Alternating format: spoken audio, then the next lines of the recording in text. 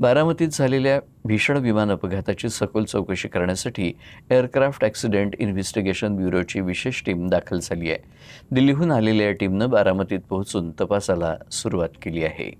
बारामती विमान अपघाताच्या चौकशी दरम्यान AAIBचं विशेष तपास पथक flight recorder, enhanced ground proximity warning system आणि डिजिटल इंजिन इलेक्ट्रॉनिक सिस्टीम पुन्हा प्राप्त करून त्यांचं विश्लेषण करणार आहे.